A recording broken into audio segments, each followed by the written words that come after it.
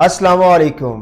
ये कहानी मेरे उस दोस्त की है जिसने फैसला किया कि वो बेहतरीन रोजगार के लिए पाकिस्तान छोड़कर दुबई जाएगा। उसने प्लान के ऊपर वर्किंग शुरू कर दी और इसी दौरानिया में उसकी मुलाकात एक नामी ग्रामी कंसल्टेंट से हुई।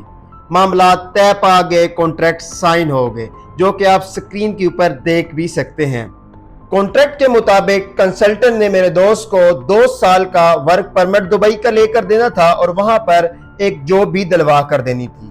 लेकिन हुआ कुछ ऐसे कि उसने लगवा के दिया तो दुबई का सिर्फ विजिट वीजा, वो भी सिर्फ 2 माह का। जब मेरा दोस्त ने उससे ये बात की तो उसने कहा कि दुबई के अंदर जब वो जाएगा तो उसका ये विजिट वीजा वर्क परमिट के अंदर कन्वर्ट हो जाएगा। लेकिन हकीकत कुछ और ही थी। जब वो दुबई पहुंचा तो उसको ये मालूम हुआ कि इस कंसल्टेंट का वहां पर कोई भी जानने वाला नहीं। अब ये वो फ्रॉड है जो पाकिस्तान की सोसाइटी के अंदर सबसे ज्यादा हो रहा है।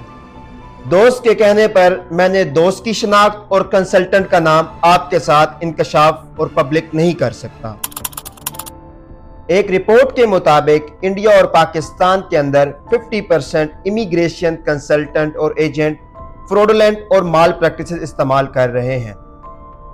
2023 के अंदर FIA ने छापा बोला GCS पर। GCS ग्लोबल सिटीजन सोल्यूशन है जिसने 200 लोगों के साथ फ्रॉड किया और ये मेनली काम कर रहे थे अमेरिका, कनाडा और ऑस्ट्रेलिया का।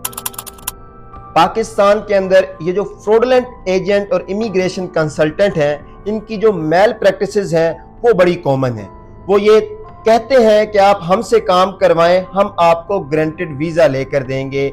इवन उनके पास कोई ऐसा राइट नहीं है कि वो आपको ग्रांटेड वीजा लेकर दे सके।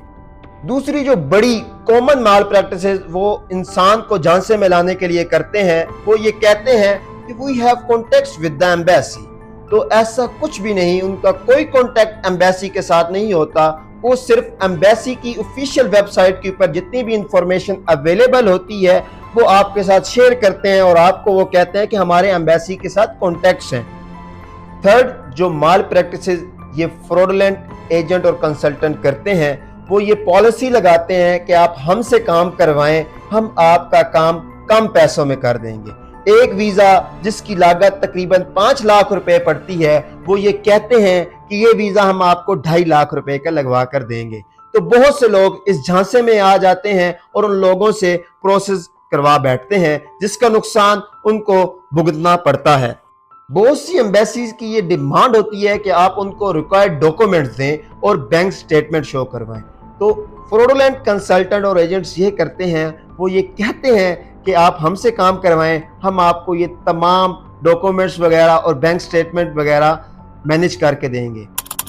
मेरी उन तमाम लोगों से रिक्वेस्ट है जो बाहर जाना चाहते हैं, उनका ये फर्ज बनता है कि वो एम्बेसी की ऑफिशियल वेबसाइट चेक किया करें ताकि वो लेटेस्ट न्यूज जो एम्बेसी अपनी वेबसाइट के ऊपर अपलोड करती है उससे आगाह रहें।